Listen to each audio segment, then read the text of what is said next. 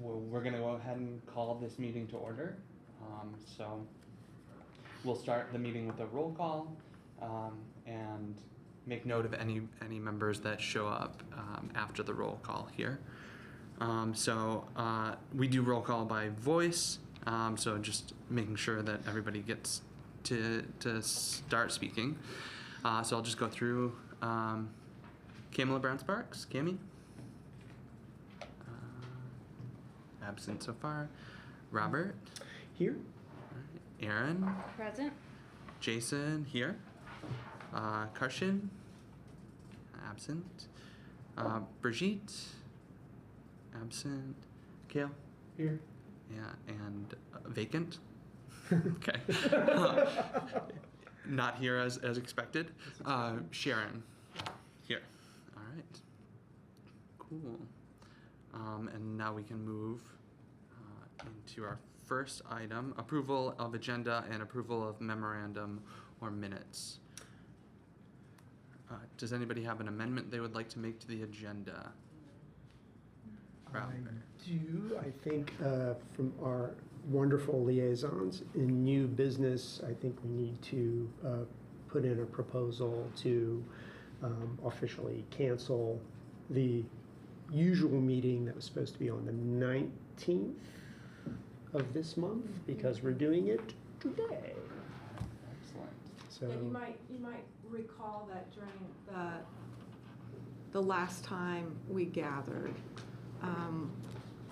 we didn't have a quorum, but a member suggested not meeting on the 19th because of vacation schedules. So the meeting then was scheduled for today as a result. But the meeting on the 19th has been noticed and it's showing on the calendar. So at some point during this meeting, I think it would be appropriate for the committee to vote to cancel it.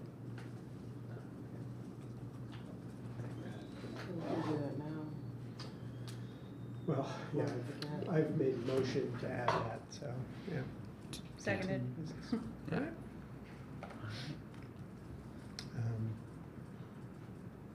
Do we have to do a voice vote? Do you know? To amend the agenda. Yep, Yeah, okay. I would vote on that. All right. Kale? What do we do? To, adding the agenda item to cancel the meeting. Yeah. God bless. Yes. Robert? Aye. Jason? Aye. Aaron? Aye. Good. And Sharon? Okay, cool. So that is added. Do we want to do that now? I mean, we could probably move through the reports and stuff. Okay. I mean, unless just kind of keep along with the agenda, keep it moving. All right. All right. So now we move to approval. Any other amendments to the agenda? Okay. And then approval of minutes from last time. Does anybody want a chance to look at them? I'm gonna recuse myself. Okay. Okay. Anyone else? All right. We can take a vote to approve them.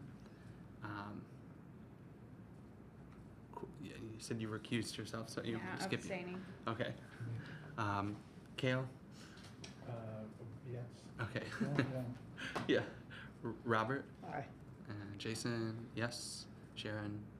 Okay. So those minutes are approved. And if you notice anything after this, we can always go back and make a motion to make an amendment.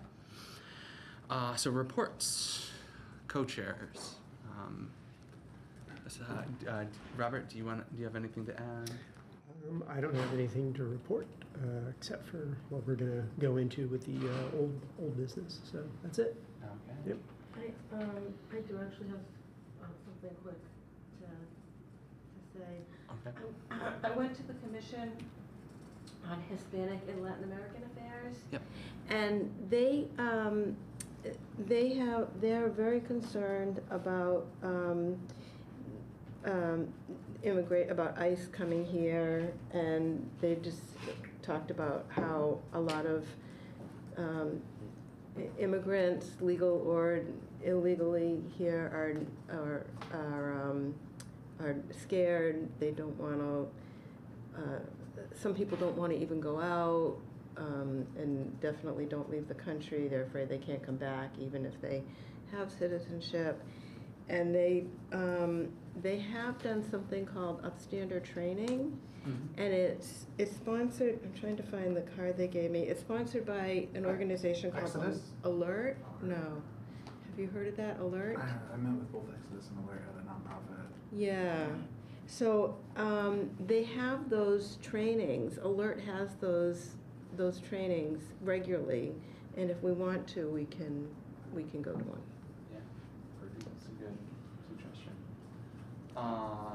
And ICE has been in Bloomington. They've Nice. I don't know if you know that. A couple of weeks ago, they were here, and I don't know if they They have been grabbed back. anyone. They have them back as well. Okay, so you're up on this. I work in bars, so I work a lot with late night food and stuff, and the main question we get often is like, what's your plan for when ICE comes? Like, where do we go? How do we get out of here? How do you keep us safe and stuff like that? So it's been a lot of interesting conversations. So I have a lot to say on that too. So if that means that's something we add to the agenda, then that's something maybe I think is very valuable, and Okay. Yeah. I appreciate you bringing it up.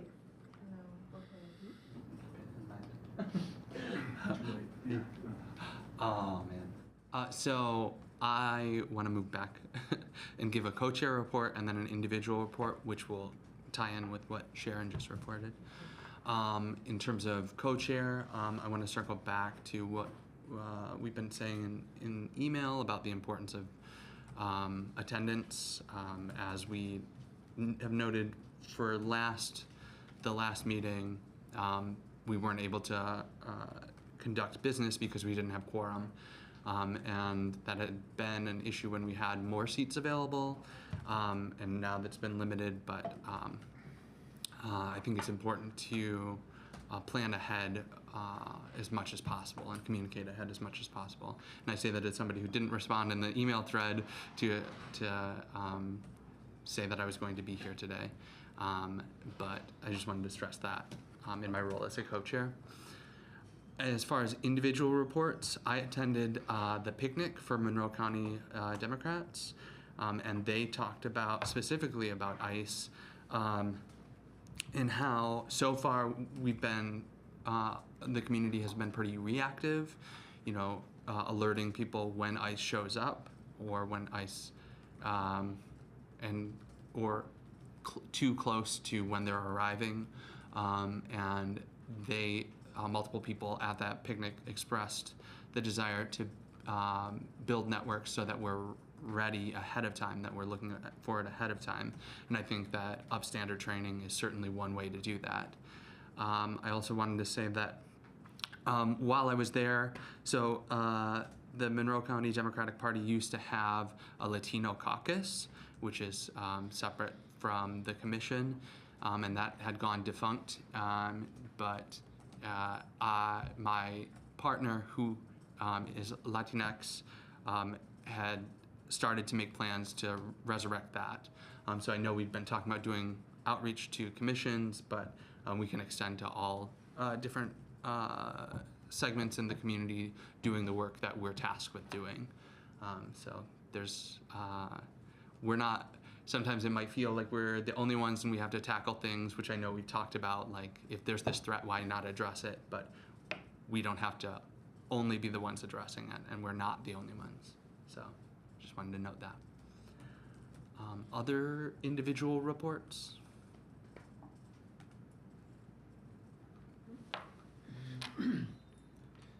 Since we're still pausing on committees, I think that we can skip that, and now we can move on to the staff.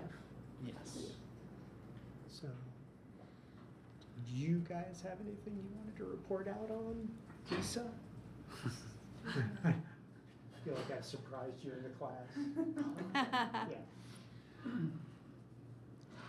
No, I Just the. have nothing to report. I've already talked about the cancellation of the meeting. Christine? No, I have nothing to add.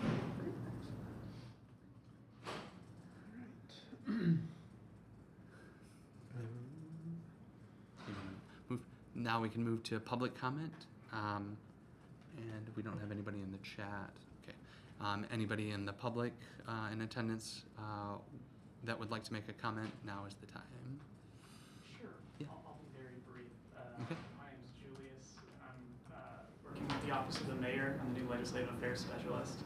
I just wanted to come in and say hi. I'm learning a lot about the boards and commissions here at the city. I'm reporting some of the major stuff back to the mayor. So I just wanted to introduce myself. You guys might be seeing me down the line, but yeah, that was all. Hello. A spy? I guess not so much. More so just the big ideas that you guys are talking about. I can put a little bit about the concerns about the Hispanic and Latino Affairs Commission and stuff like that. Little clip notes. Yeah. Public kidnappings, let's asterisk. Yeah. Well, For it's our just- leaders. So a nerd and a policy wonk, you're welcome here.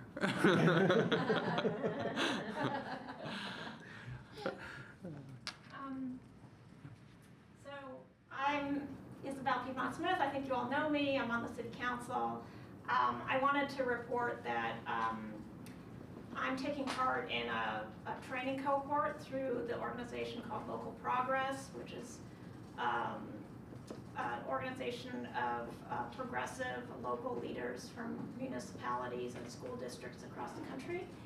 And they had a training program specifically for people who want to develop a community responder program as an alternative to police response in cases of emergency.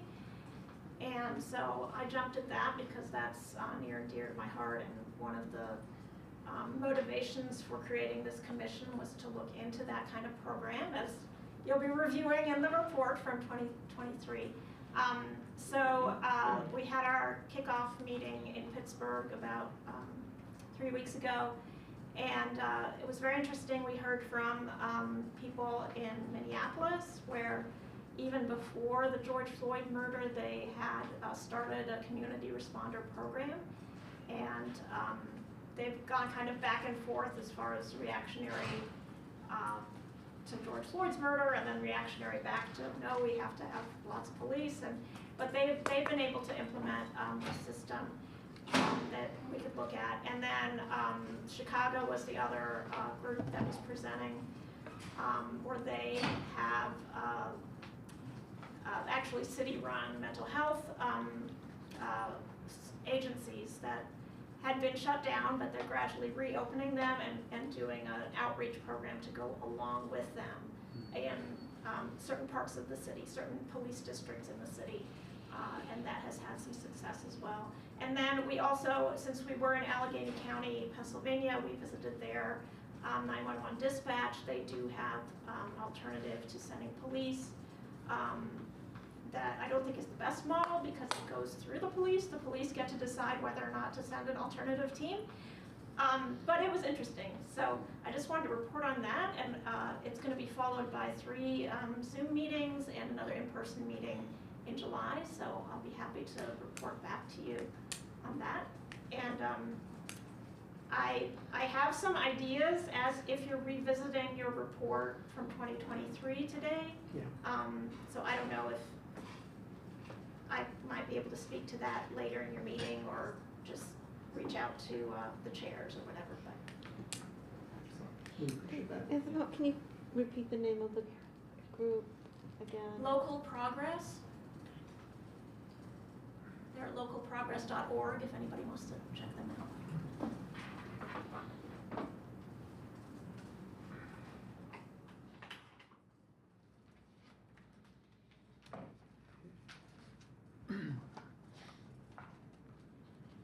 Nice. Cool. Well, thank you, Isabel, as always, and do keep us in the loop. And then, when it makes sense, we'll tap you for your insights about the report. Thank you. Yeah.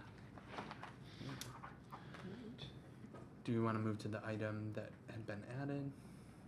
Yeah, I don't think that we have any other business. So, yeah. Awesome. Right. So, yeah, I'll put motion to vote to cancel the meeting on the 19th. All right. I'll second that motion. Assuming that's still a voice vote, so. Yes. Gail? Yes. Robert? Yes. Jason? Yes. Aaron? Yes. And Sharon? Yes. So that's officially canceled. Thank you for your participation. All right. And now we move to reviewing the report. How do we want to go about this? Would we like to? You realize I didn't switch my glasses. Oh. I was wondering why I was having trouble seeing it. Yeah, I mean, yeah, I was not sure how we would want to move forward with this. I think I was just trying to encourage folks to actually read it and try and take some notes on it if possible. And we had, by way of not getting quorum, an extra extension. So I made a couple of notes, but I would love to hear just if anybody else had anything official or just, trying to keep it kind of loose and informal unless we were having trouble getting people weighing in on it. Yeah. So that was kind of my, Yeah. I think the main summary for me is that I know that ultimately there were some key recommendations, and that's definitely where I was hoping we'd ultimately focus on, and where Isabel might be able to weigh in and other folks as well. So I think I'll let other people have bits of the floor to see if they've got any input or questions or having need of clarification for anything. We could either call on everybody, go around for hot takes. Like round robin. Yeah. I mean, I found it helpful. Lots of the studies and things that were brought in were very direct and also provided really nice insight towards. I did think there was some language things that I disagreed with that removed some of the power of those results, like perceptions and instead of it being direct, the then takes were then received as perceived things, which was my main takeaway. But I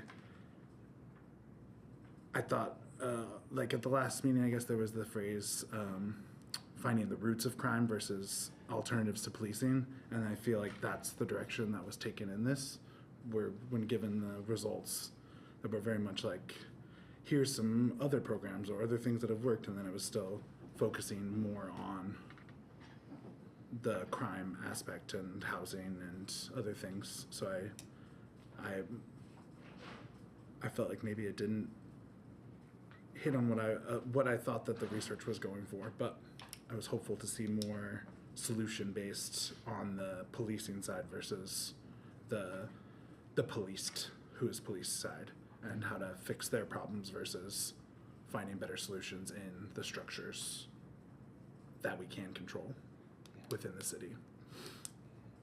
Well, that was my only big takeaway that I found. Thank you, Gail. It's helpful.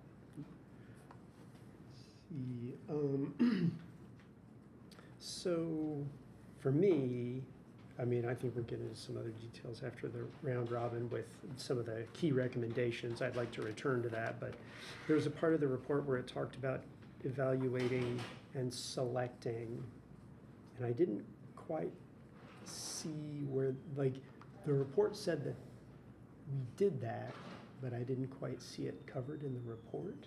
Did I miss that somewhere? Evaluating and selecting. Yeah, I don't have the page reference in an immediate at hand.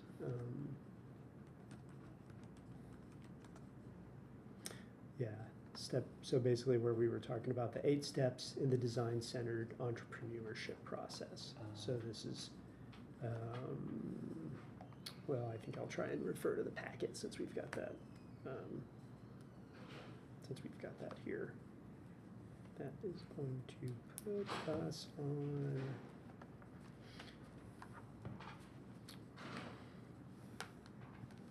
Yeah, I guess this is, as far as our packet here, page 11, we mentioned, this report documents up to and including step 5. And I felt like I was missing that. That's just, so it's really just more an observation. But I'll be eager to kind of move with that and figuring out how we can move on to these other steps in light of the report. Yeah. Yeah. Yep. I mean, everything else is just me summarizing what was in the report as far as my notes. So that's all I got. Thank you, Robert. That's been helpful.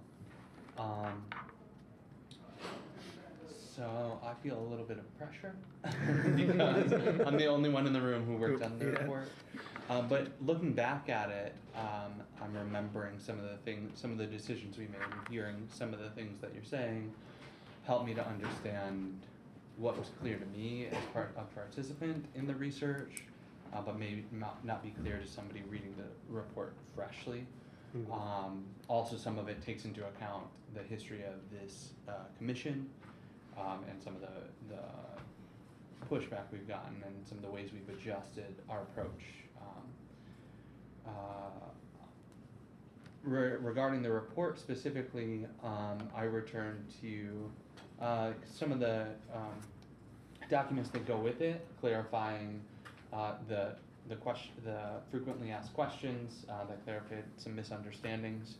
But I will say that from some of the research that we've gotten, and I want to honor your critique, and I think that it definitely should be considered. But one of the reasons we went to the root cause analysis is an attempt to try to appeal to different people, which is definitely doesn't seem to put an onus on changing the structures. So I think that's something that I would agree with, that I think we should keep in mind as we review the report, and how we want to take some of the findings in it and make them more actionable to make changes now. That's all for now. I just want to clarify before I fully open my mouth. What are we doing? Are we like in feelings corner? Are we sharing our feelings about the report, and then if so, to what end? Like to make an action plan, to edit the report?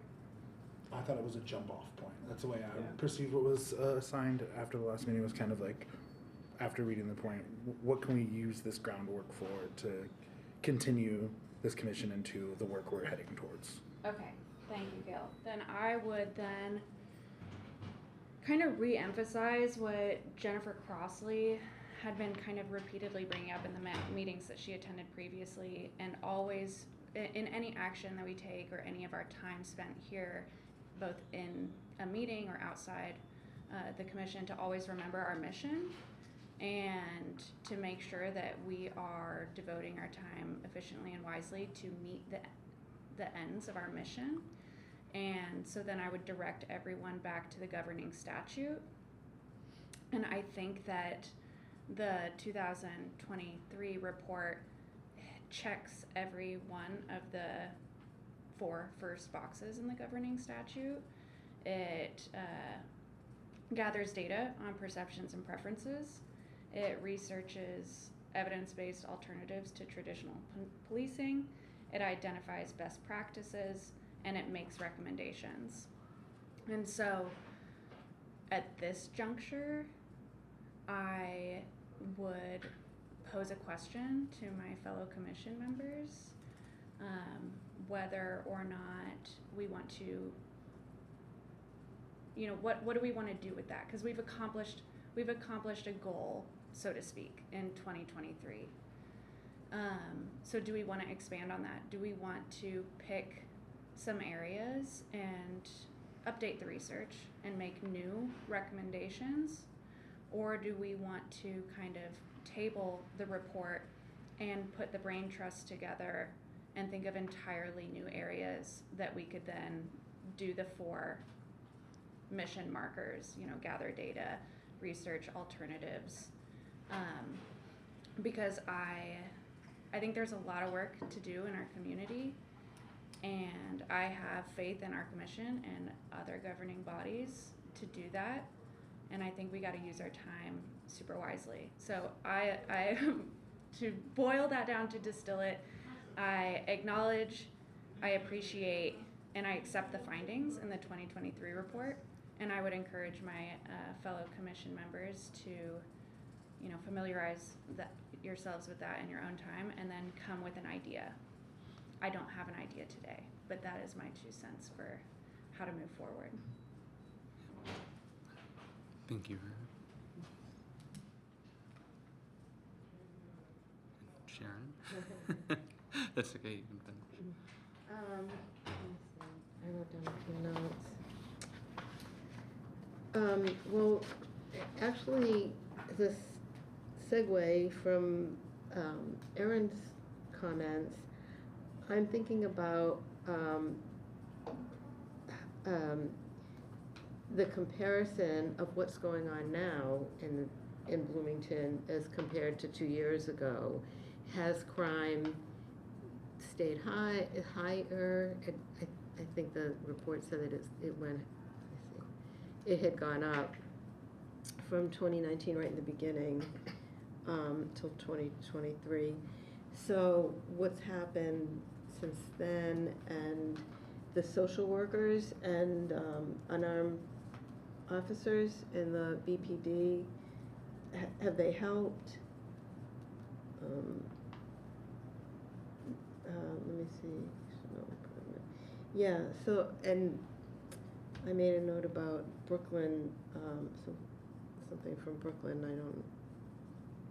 I don't remember what it referred to, but yeah, maybe we can actually find out about, just move it forward and find out if these changes that were instituted have brought crime down, and if they feel like this has been successful. If the BPD feels like it's been successful, the officers, and officers and social workers themselves feel like they're doing something, they're being successful in their job, maybe that's a way to sort of continue this report or bring it to the next step.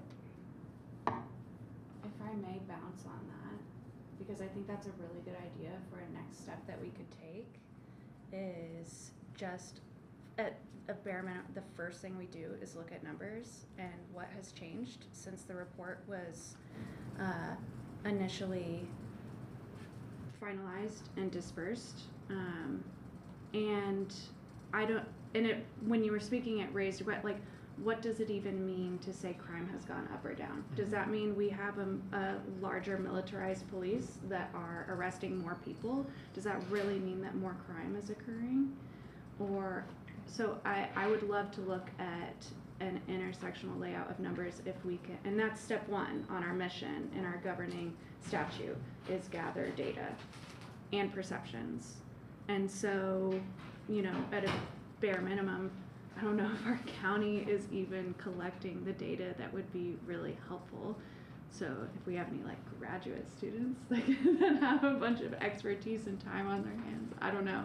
But to just look at number of arrests this year compared to 2023, and even more, where the arrests occurred, what kind of officer, what were they responding to? Were they even responding, or were they already policing that area?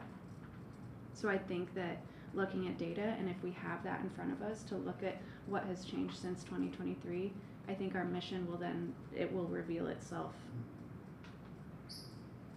organically.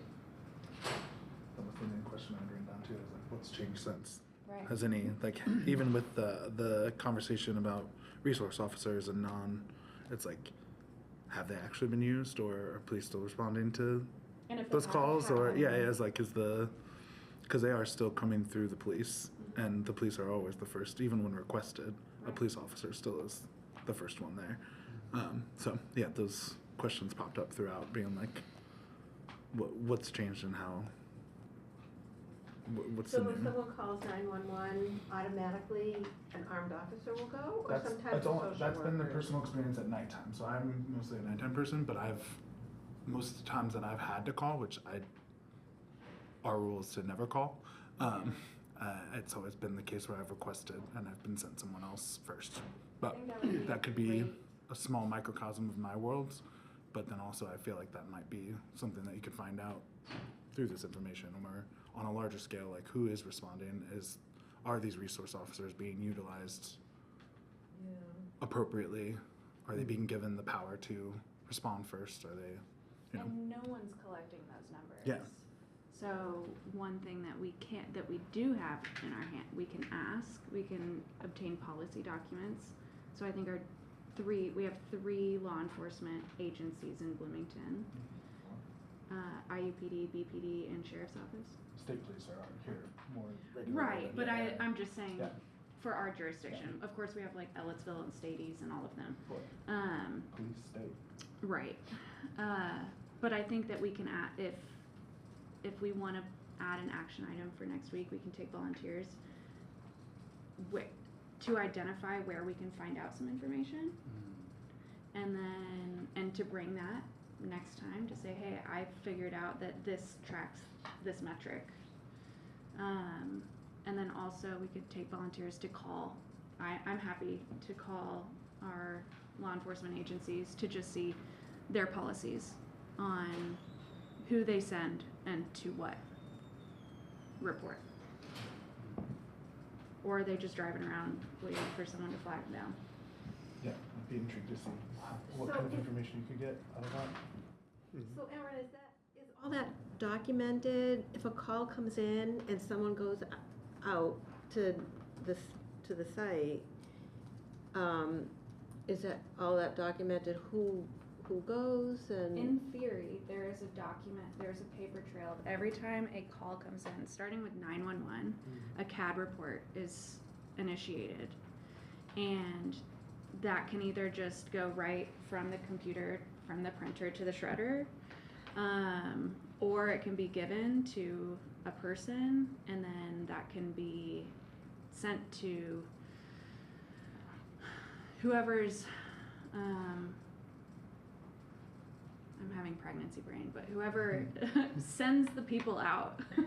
There's dispatch, a dispatcher sends someone out, and that adds, there's an automatic record, whether or not the responding officer or anyone actually types the way they're supposed to and fill in a police report.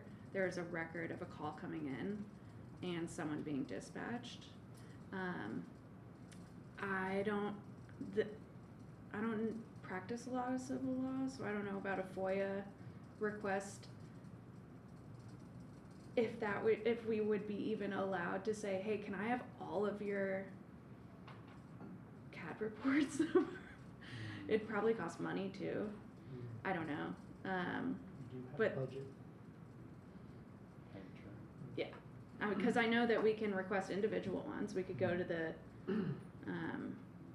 courthouse and say, it's public information. I would like this police report and you have to pay for them to print it. But I'm sure we could perhaps bypass that with a Freedom of Information Act request. But don't quote me, that is not my area of expertise. So we would want to Well, talk we to. do have a budget. CAPS Commission has a budget, so something like that, I'm sure. Someone should call some kids from I think Okay. the budget is really for books and materials. It has to I be. don't I would know say what that else is it is. material. I would say it's materials as well. I'd have to look at the specific line item. But do you know, are you referring to making this request with the Bloomington Police Department? Yeah, for sure. Do you know, do they have a policy in place where they charge for Because copies? you don't get it directly from them. You get it from the Okay. county clerk. Okay. And they charge to print. Okay. So I don't know, I mean, As a technical matter, under the Access to Public Records Act, you can be charged for a request if the governing body has adopted a policy with a fee schedule and Right. so forth. So if they've done that, yeah, then they I'm can. sure that there's a fee schedule in Okay. Bloomington, and I think the only way we could get around that is to subpoena the records, and I don't think we have that power here. We have, so it would probably be quite expensive to obtain all those, and so it may be worth looking in. And that would only tell us so much. That could tell us how many calls came in, and what time of year, and if they dispatch some. It would be a very black and white, but it still would start. Isabel, yeah. In the chat. So first of all, there are public portals of data from the city of Bloomington. And I think you can get some basic data there, how many calls went in, how they were coded, things like that. There are also reports that go monthly to the Board of Public Safety that are on their website that you could look at. For further details, and I'm pretty sure that the public information isn't going to give you the level of detail that is really very helpful.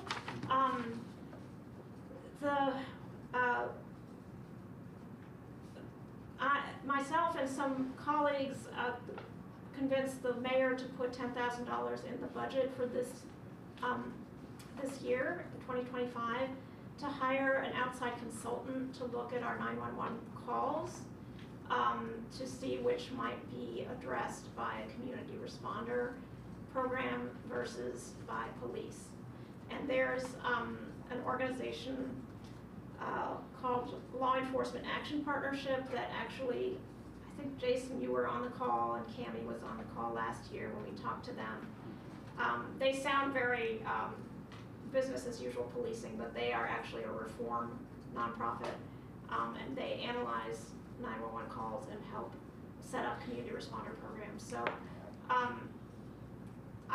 our central dispatch right now has gone through some human resources challenges, but I'm still hopeful by the end of the year that we can get this study of the data done.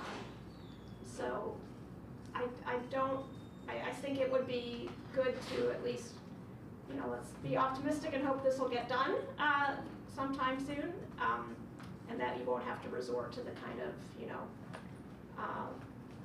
efforts that would take a lot of your time and be a lot of work.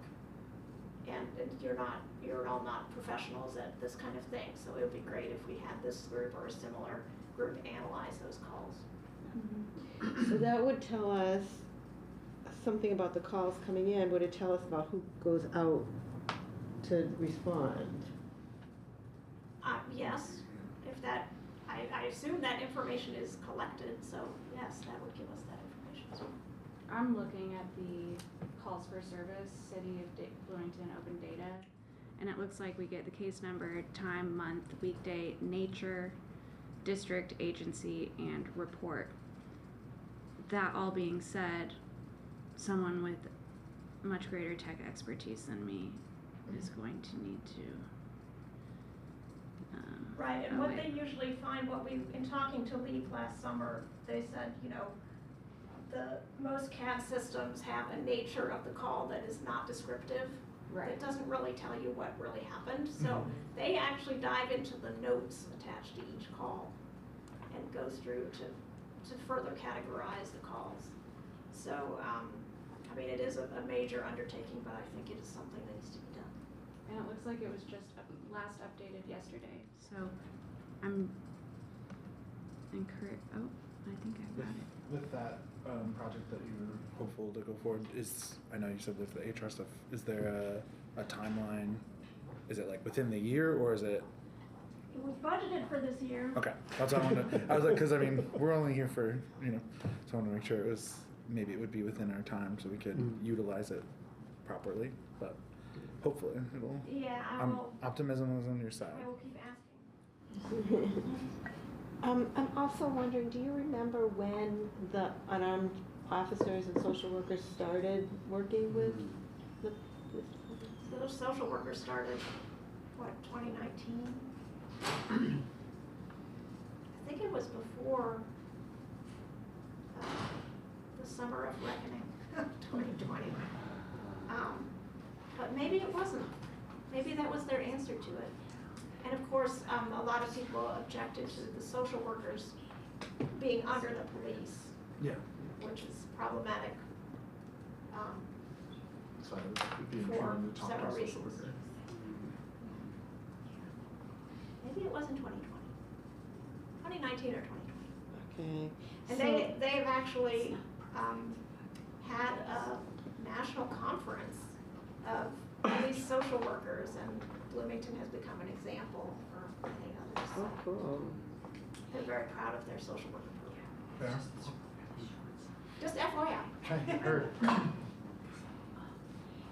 So is there some way that we can talk to someone who's done this and sort of get their You mean the social their workers? their take on? Yeah.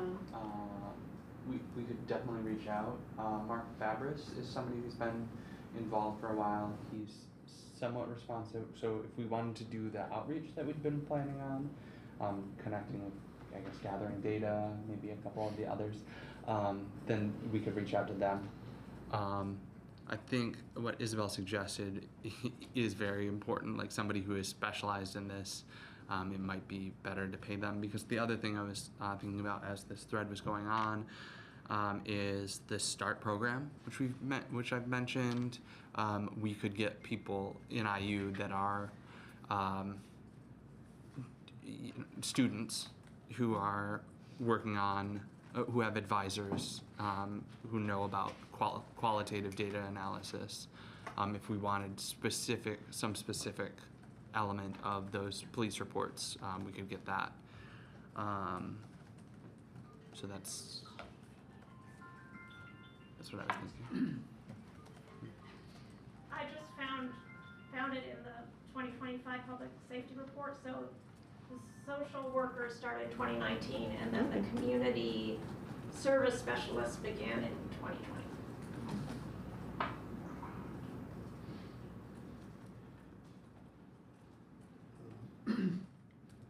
I know ultimately in the report, there were like 3 recommendations that were, and I know when I was reading over the report, it just seemed like that was kind of our jumping off point.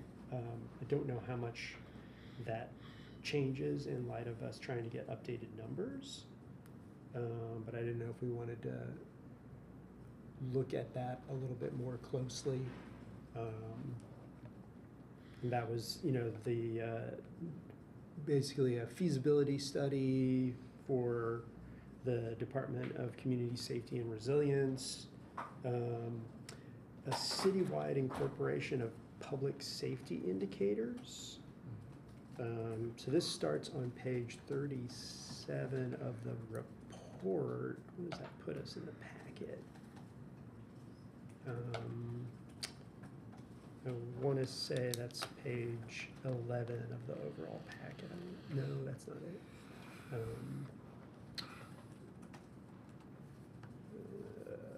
Jump. No, it's past that. Oh, yeah. This would be. Did you say the Interest- page 37 of the report itself, or it's the I packet? think page 34 of the packet, I want to say it starts off with that. But then where it really starts listing them on is page 39 of the little packet. So if you want to jump to there.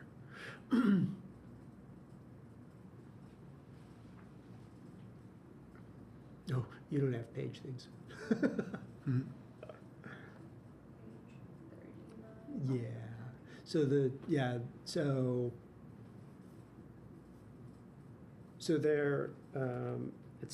this sounds like a pretty concrete recommendation, which I don't know if you'd be able to lend history to.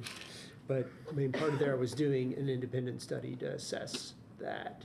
My interpretation of this, and I could be wrong, is that I feel like this dovetails really nicely into some of the other stuff that we've talked about in the beginning with, like, looking at dispatch and how to connect dispatch with other services besides police, fire.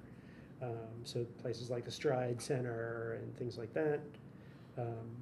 This seems like our most concrete jumping off point, but this feasibility study does talk about a qualified firm to look at that. I don't know what that looks like for us, and I don't know if you could lend like historical perspective on that. Yeah.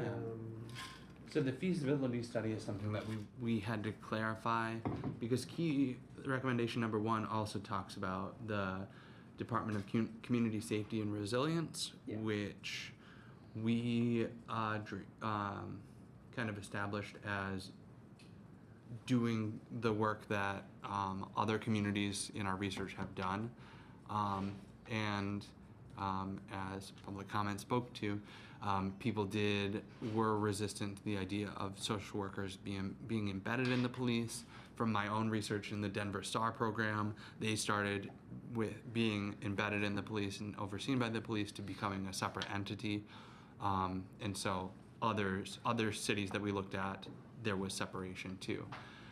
But the feasibility study was more important to us, and we clarified that in the frequently asked questions, is that we're not experts. We synthesized the data that we gathered and suggested that it would be nice for us to have something separated. So the feasibility study is something that we were really pushing for, and it had some support from council members when our report was finished. And that was to see like what improvements could be made. Hopefully that clarifies a little bit. Yeah. Other follow-up? Well, I mean, I think for me, I'm just trying to figure out how we move forward in a measurable way to get that started. Right. But then we've also got the other recommendations, which I feel like when I first started and I was like drinking from the fire hose, there was mention of the public key safety indicators that we have. KPIs. Yeah. So I'm unclear where we are with that and moving that forward. Yeah. So unfortunately, ex-Commissioner Routsung and Commissioner Brown-Sparks met with the mayor to discuss that, and I think updated the key performance indicators. The rationale behind that was a better way of measuring in a quantitative way whether safety is being met, and if those key performance indicators indicated that it wasn't being met, then that would trigger looking at the entities that are in charge of addressing that. So the police being a major one, but then also the social workers and the fire department and other departments that have taken on the needs of addressing things like mental health, that we don't have a specific like mental health assessment body doing.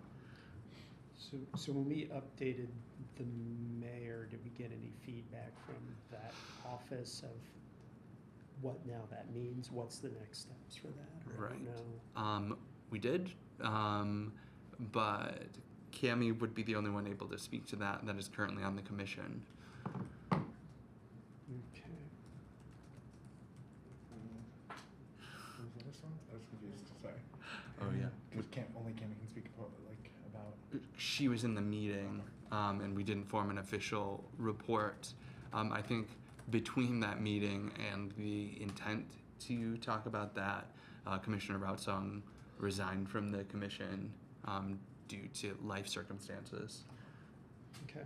So maybe if we want to start looking at like potential action items for the next time, try and get Commissioner Sparks to either send an email or next meeting? Yeah. Sounds, That, I want to be aware of her time and her, we can do that. We could also do outreach to community member Najla Routsong, and see if they'd be willing to share their notes. okay. Okay.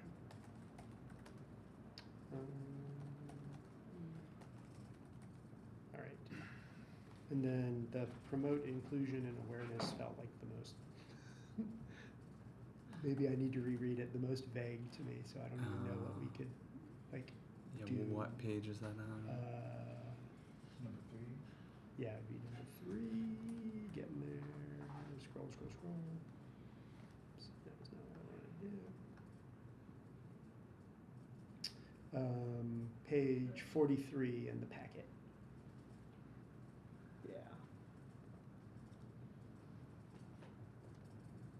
I've kind of interpreted this as dependent on the first two, but I don't know. Yeah, key are part of the planning stage. Yeah. So.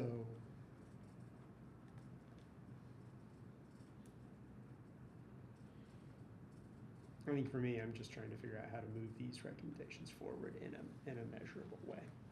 Yeah. And I am just me.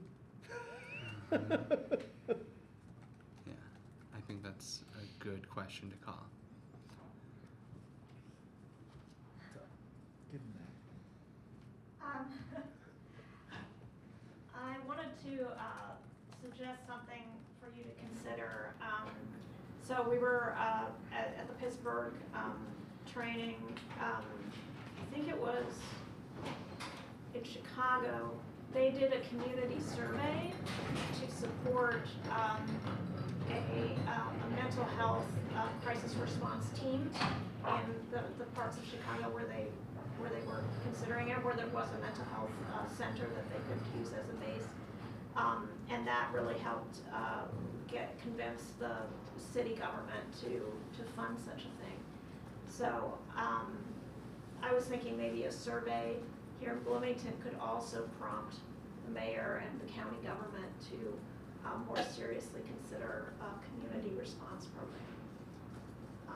And I did talk to Lisa Lehner about funding such a thing, and she thought that your budget could be used for that purpose if you so choose to do it. So that some professional organization, somebody with expertise in surveys could develop such a thing and implement it. So I throw that out as, because it does fall under this goal of promoting inclusion and awareness. You know, let's ask people what they want, how they think that public safety can be improved using kind of non-traditional entities. And who would take the survey, or who would it be distributed to? Well, I think it would Mental health have to go centers through a and- random cross-section of people in Bloomington. And a survey company or the IU Center for Survey and Research would be an option. Oh, I see. Would be in charge of, getting a big cross-section. So not specifically to, how I say, mental health professionals in Bloomington, not. I mean, I think you could decide that amongst yourselves. I need to follow up with the city council member from Chicago and see. I could ask who did their survey, like who did they send it to. My impression was it was a general survey that anybody could fill out. I can ask. I also want to get a copy of it. Yeah. So is he leaving for the meeting, or I think is he that coming back later? He's coming back. He needs to Okay. move his vehicle, I believe. He left is fine. It's just- Yeah. Yeah. Do we have to wait for him technically? Or? I don't know. She might know. Do we have to wait for him technically? Or? Technically, if we are doing Yeah, I this guess- meeting I and guess we're less refer than to the- quorum. Yeah, Yeah. open door law, we should. Okay. Okay. So, So we can just riff right now, not officially. I'm just joking. Sorry. I have shit to say. Thought I said Miss Rick. Oh. It's never gonna understand what I say. Never mind.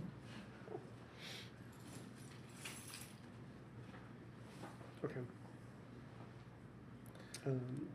On that survey, I feel like I've taken a couple surveys recently through the city that have been powered by something, but about like parking and then about arts and about this. So I feel like, is there that capability within the city that can be outsourced for a survey?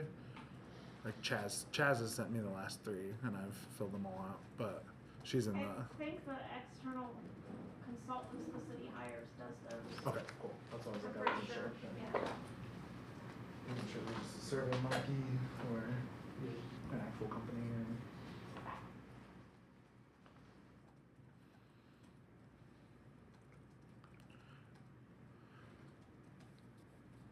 So,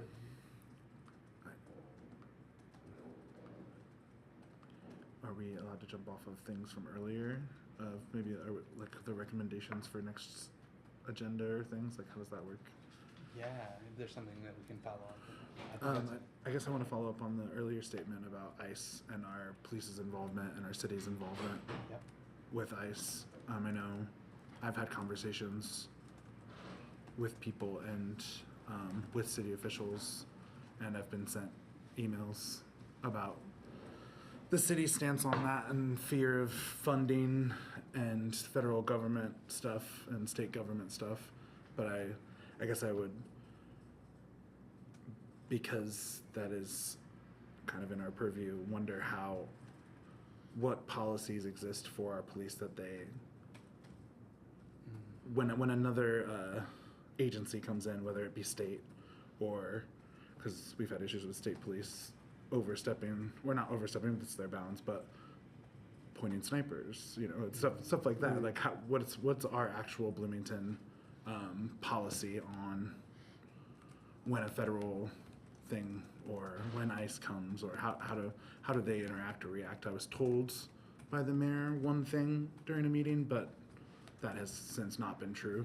So I guess I'm intrigued to know where to find that information and how to then, because if we're supposed to build these networks to support our neighbors and make them feel like we have their backs, or we're going to alert people, or we're going to help them through this, maybe knowing how the Bloomington Police Department engages, and also a direct understanding of how the mayor and the city will also engage with those, or engage or non-engage with ICE when they come,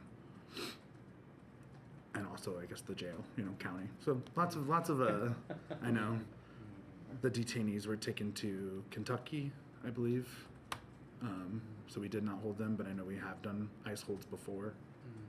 But I'm just intrigued on policy there and how that can tie into whatever mission we're jumping in towards alternative policing, and understanding exactly what kind of policing is happening when outside police or agents or federal things come in.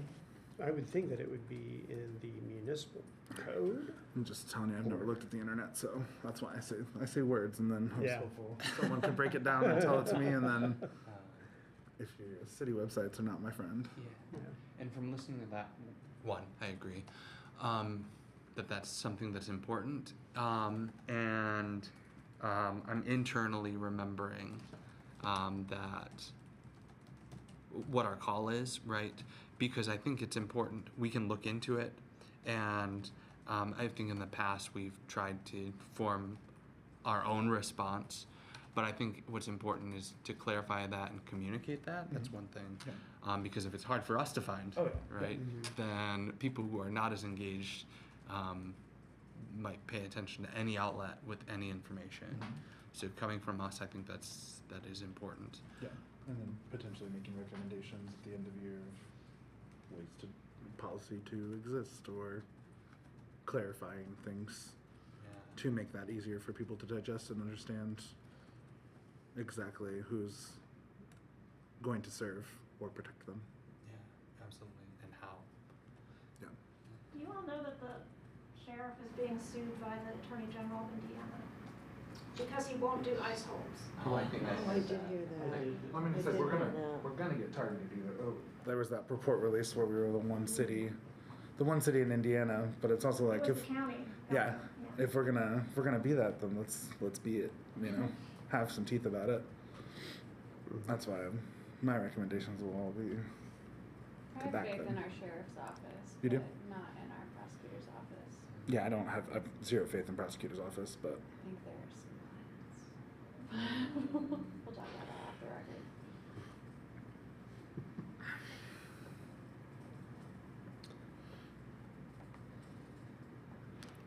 yeah, I guess. Yeah. I just the goals that I think the report was the research was very informative, and I was appreciative of the different outlets that were brought into it, and I did thoroughly. I was like, oh, great, you know, like these are the things that I was hopeful would be in there. I was just hopeful that as a commission, now we can actually take it and be like, here's things that we would recommend that would be concrete, and here's things that we can be like, we did all this research, we gathered all this. If we're going to be asking the mayor or the city council to listen to us or particularly take our advice or recommendations, maybe we, by the end of next year, before the budget, we have like, or before the next, we have some real concrete policy suggestions or recommendations behind the research that we find post that report and what can happen. Because I know there was a conversation about translators within the police department and hoping for translation technology, but then there not being budget there, but then 11 more police officers and everyone getting a $16,000 raise per head. You know, like, well, maybe they have to learn Spanish to get a raise. I don't know, stuff like that. But I'm like, there's got to be things tangibly that we can actually, and that would help keep our Latinx community at least somewhat safer, because then at least they're understood when they're being policed or helped.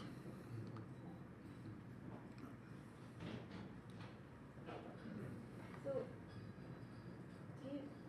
does anybody know if it's a legal obligation for our sheriff to do ICE holds or to arrest people that? They don't have to kidnap anyone without a court order. Yeah. Like if a court has ordered them to carry out, everyone, all of us needs to comply with what our judicial leaders on high say in a valid order. But without a valid judicial order and without proper protocols, we're just sending thugs out to kidnap people, and they don't have to do that. Yeah. In fact, There hasn't some would been. argue that they shouldn't do that. And there hasn't been many court order. I don't think there's been any proof of any of them being court ordered No. across For the a court country. order, there would have to be an identification. They'd have to identify a person and, I don't know, some Right, then we're getting identifying. into a habeas corpus issue.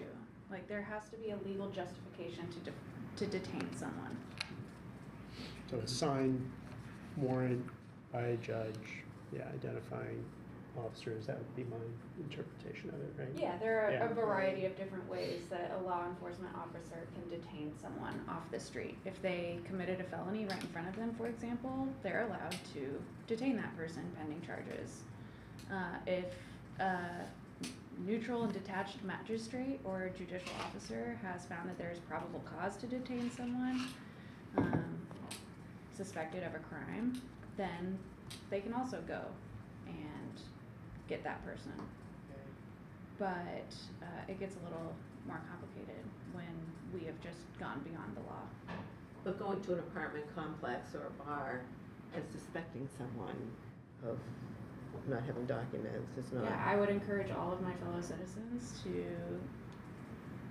for civil disobedience and not comply unless they are shown a copy of a valid warrant with that person's name on it, saying this is signed by a judge and they have a right to come get it. If there's no valid warrant, again, they're just kidnapping people. So disrupt. Yeah. stand Dis- away. disrupt them. Delay. Yeah. Yeah. Disrupt. You don't have to move your body.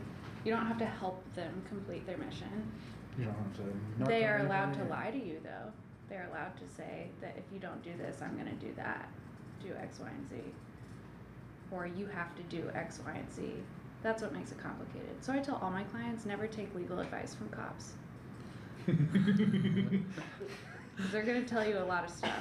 I And second that. most Not a of lawyer. it is not true. I've been beat up by one, but That reminds me of another thing. Do you know about the red cards? yeah, that's Exodus, right? Yeah. Yeah. Yeah. And there's efforts to distribute this in Spanish, because this is in Yeah. English. And I believe Exodus is a nonprofit that has lots of those and are able and are willing to bring them to wherever you need them or to anyone. From what I understood at the nonprofit meeting with the mayor, that was their goal, was to get as many of those red cards out as possible. And also they have them in Spanish. Yeah. So Exodus is a nonprofit working for immigrant safety. Yeah, I have a yellow one in Spanish, but it's the same thing. So that can be part of the infrastructure as well, too. Informing people, because this is nice that we're all informed. Very thankful, Aaron, for you being here and being able to speak to that. But then, like, sharing this recording now with other people, or spreading those documents that's part of the infrastructure, right? This doesn't count as official formal legal advice, especially if it leaves this jurisdiction and you haven't hired me to represent you. These are my personal opinions. That's now officially on the record. Appropriately caveated.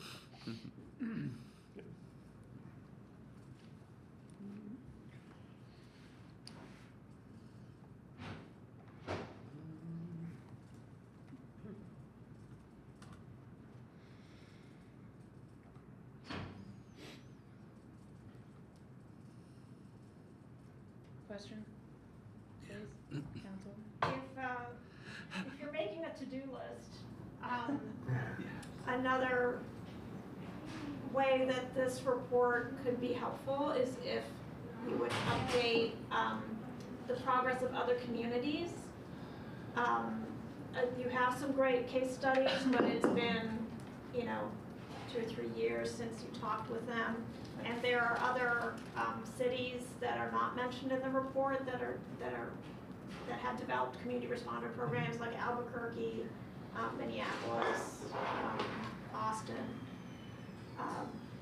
So if you have the bandwidth, some updates from other communities and what some best practices might be, would be helpful.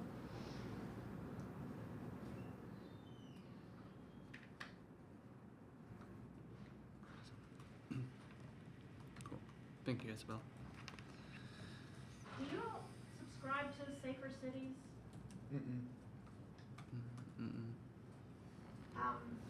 That's how I learn about a lot of these things. Safercities.org, they send a newsletter. They're all about community responder and mobile crisis response programs.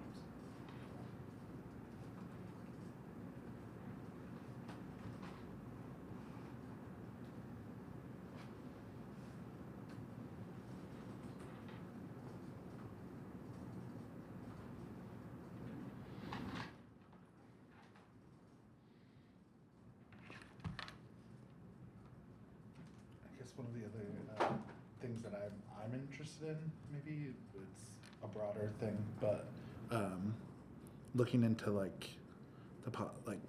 more passive policing and jurisdiction for pullovers, jurisdiction for how, because you mentioned were they already patrolling the area earlier, Right. and I do feel like our city is hard patrol. I've seen more cops than I see other cars, and I walk 3 blocks to work Unless, every of day. course, you drive through Sterling Woods. Yeah, yeah. Or, it's amazing how there's just no cops There's there. none there? Yeah, well, I must live downtown. Because they don't commit crimes there. Yeah, yeah, Right. well, behind their closed doors. And yeah, that's the one thing I think there's got to be, I know some cities I've read a little bit about it, so maybe I would do that deeper research to figure out how that works, and especially since you're in law, knowing. Well, I anticipate you're gonna have a lot of roadblocks there because they're not gonna tell us where they police, because that's essentially telling the community, hey, that you can racist. go Yeah. everywhere. Well, that, Yeah. but hey, you can go commit your crimes over here, because it's Okay. technically investigatory practice to not tell the public where we're gonna be. So, because theoretically, then we could all move elsewhere and do our nefarious deeds. Yeah. So, one, it would reveal, I don't know what the analogous term would be, but like kind of police redlining, where they are we all know that they Yeah. are purposefully policing certain districts and communities. Mhm.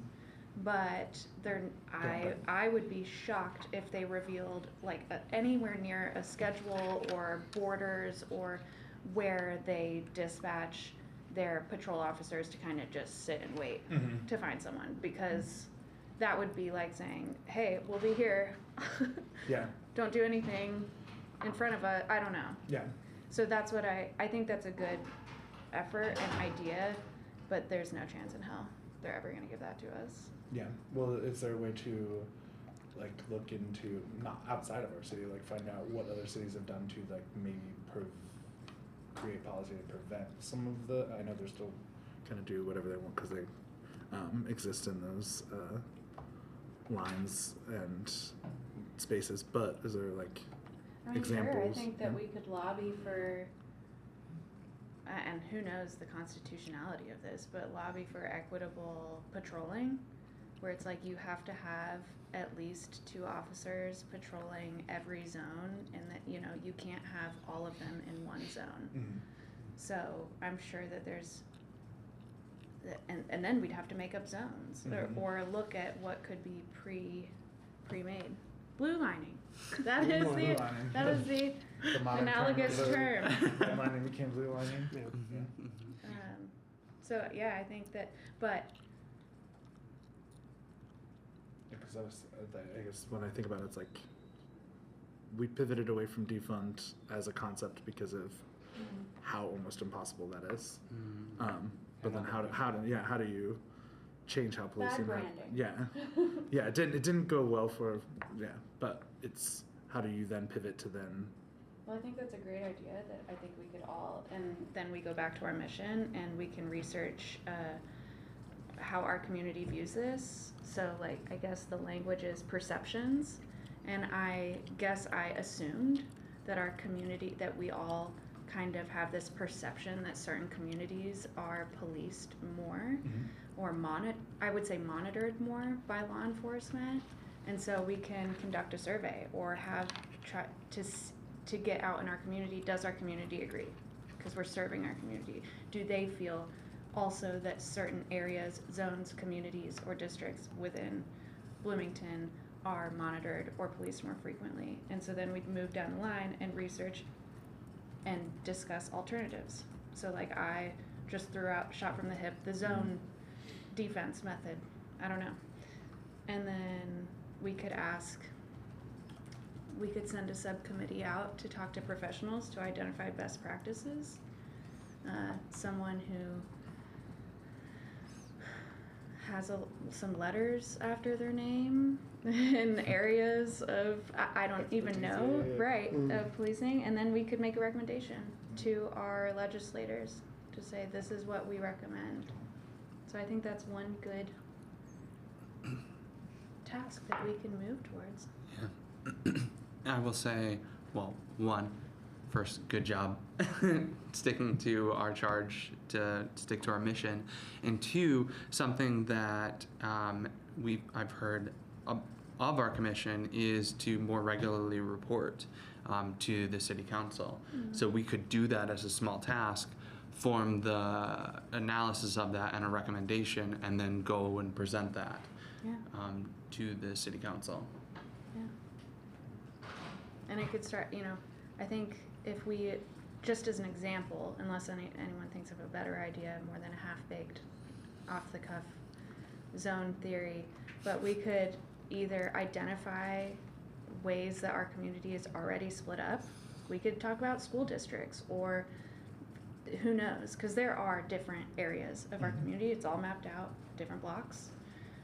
Or we could make a new zoning that as step one, recommend our legislatures, hey, let's have new zones just for this specific policing purpose. And here's how we would propose based on the experts it's an equitable distribution of people and communities.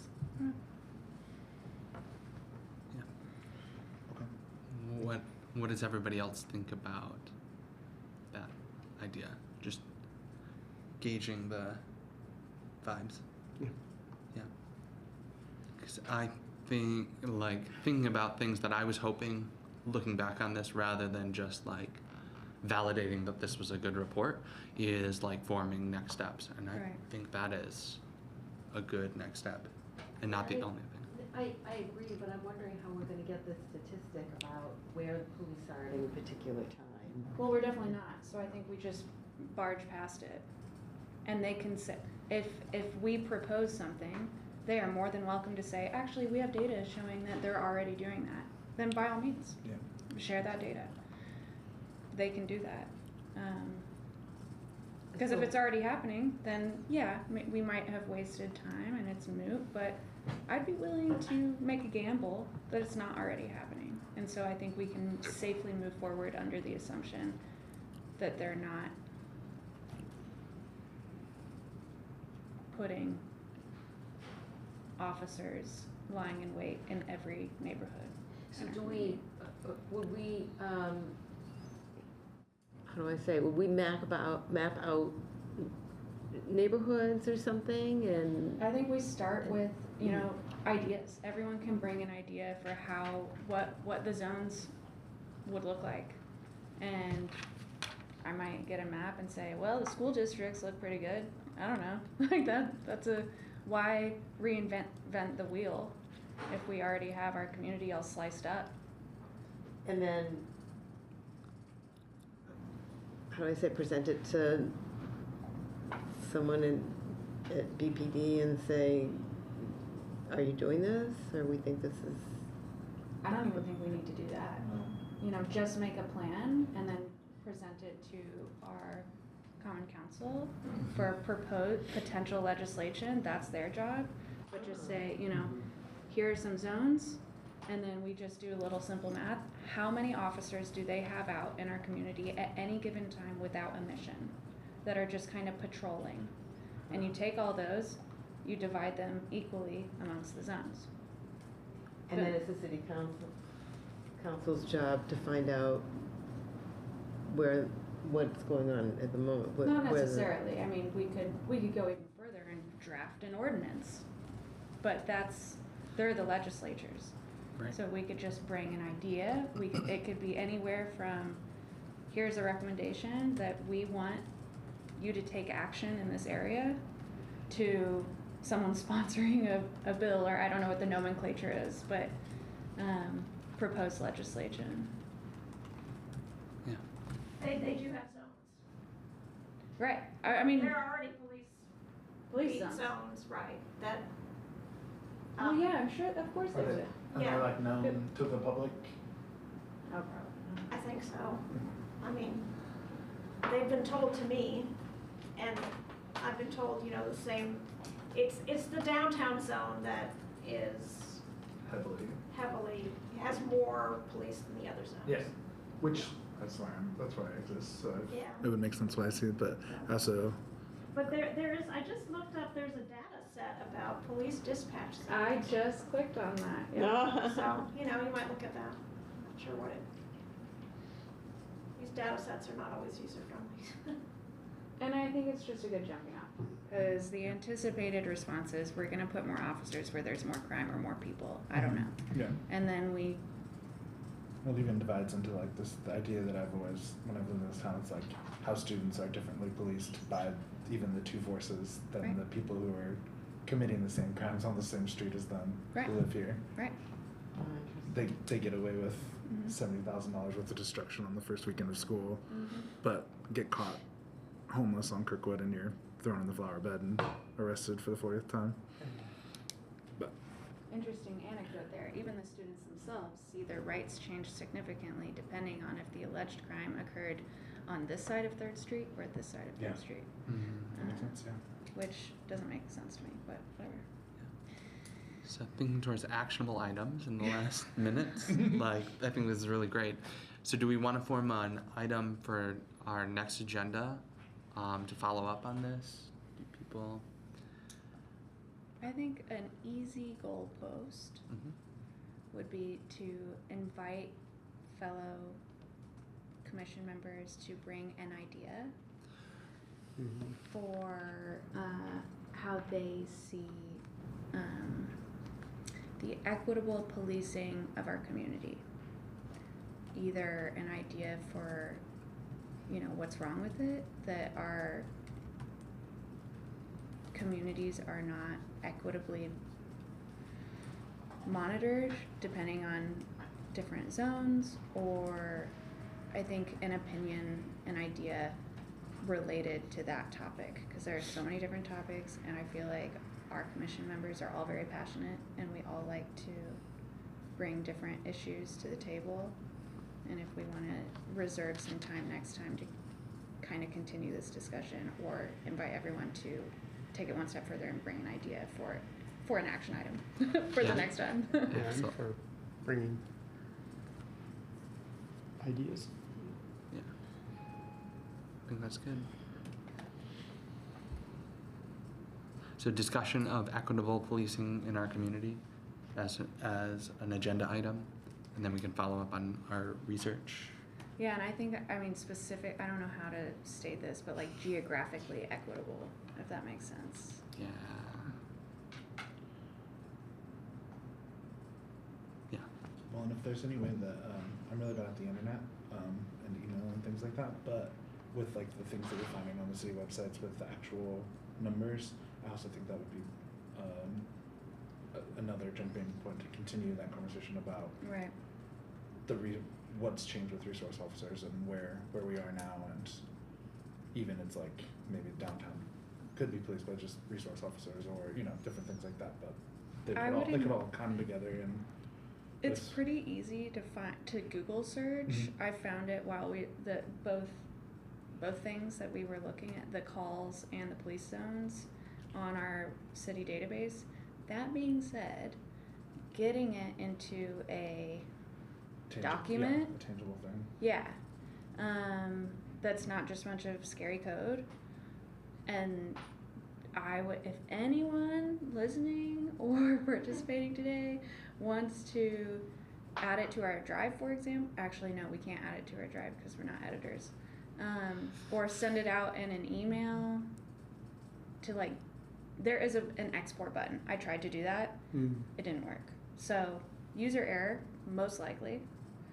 So if anyone knows how to do that, it would be great. It took 30 seconds. I'm sure I just chose the wrong thing. But if anyone wants to try and do that and send it out to the group so we can have something to look at or discuss next time. That would be helpful. I look at stuff on my phone more often than a computer, so. It's definitely not going to work on your phone. Yeah, that's what I was I saying. feel It's like if someone could confident. email it, then I would know I could sit down at a computer I and feel choose to do confident it. with that. So, Yeah. hence me saying I'm bad at the internet. I would appreciate if anyone is capable of putting those things into a follow-up or an email, just to be like, hey, here's all those things we were attempting to look at. Cool. Do we want to leave that organic, or do we want to petition volunteers, or all work on that? You get a computer stuff? A little bit. Hell yeah. Sorry for swearing. No. I would try exporting it as an Excel. I tried to do CSV, which usually works. Yes, CSV is awesome. That did not work for me. I can use my computer, so that was. Thank you so much. That'd be so nice. All right. I will sit at a desktop at some point in the week because I do use one, but I don't actively choose to sit at whatever. Good for you. That was a lifestyle choice I made, and Yeah. I Being in apologize. IT, I applaud you. Live free. I don't know if it's free. I'm poor, so I should have gotten good at computers. But Any other suggestions for the future agenda before we adjourn? All right, we have our. that sounds good. I think that's a major action item, and we'll Yeah. follow up on it next time. Thank you all. Do we have to motion to adjourn? Motion to adjourn. Seconded. And we are adjourned.